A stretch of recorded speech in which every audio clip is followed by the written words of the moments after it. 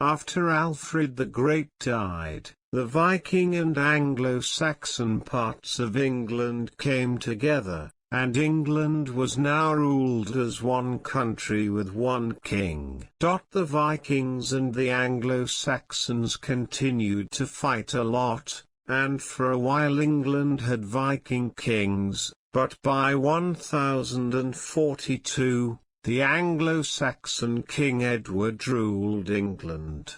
With Edward as the king, London became the most important city in England. Edward had many nobles, and he let them become very powerful. He had no children, so when he died, one of his nobles, Harold, became the king. But Edward's cousin William, a Norman, from the north of France, believed that he should be the King of England. In October 1066, William brought a big Norman army from France to England. The Normans fought against Harold and his soldiers at the Battle of Hastings. Harold was killed, and William the Conqueror, as he was called, became the King of England. William the Conqueror made many important changes in England. A lot of castles were built. One of these was the Tower of London, which you can visit today. William the Conqueror brought the feudal system to England. In the feudal system, the richest and most important person was the king. Below the king were the nobles, then the knights and then the serfs, who were the poorest people in the land. The king owned everything in the country, but he gave a castle and land to his nobles, and they paid him money. The nobles gave land to the knights, who had to fight battles for the nobles and the king. The knights gave some land to the serfs, who had to work for the knights and give them food from the land.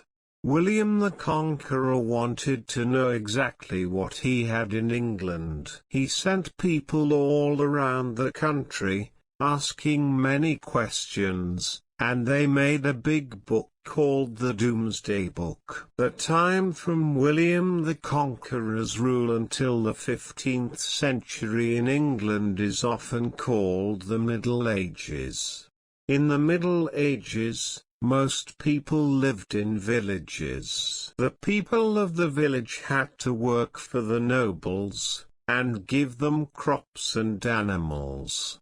The nobles lived very well, in big houses and with expensive food, but most people were very poor. Religion was very important in the Middle Ages, and the Catholic Church became very powerful. From 1095 to 1291, soldiers went to other countries to fight religious battles. There was more fighting in the 14th and 15th centuries, as France and England fought the 100 Years' War, hoping to win land from each other. Many of the battles of the 100 Years' War were fought by knights. As well as fighting battles for nobles and for the king, knights also fought as a sport in competitions called jousts. Young men who wanted to become knights had to spend many years learning all the things that a knight could do. In 1348, a terrible illness called the Black Death came to England.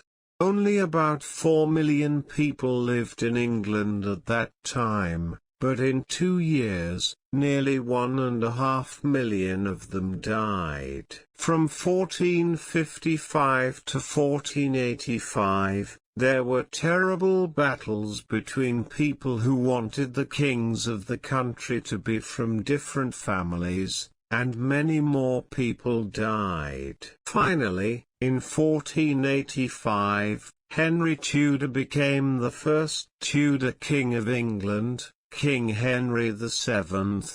Some of the Tudor kings and queens are now very famous in England's history. Henry VIII, who became the king in 1509, lived some of the time at the Tower of London, but he had other beautiful palaces in and around London, including the Palace of Westminster and Hampton Court. He and the people around him lived very well.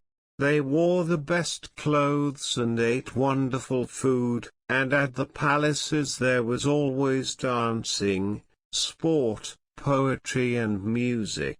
Henry enjoyed life, and he drank and ate too much.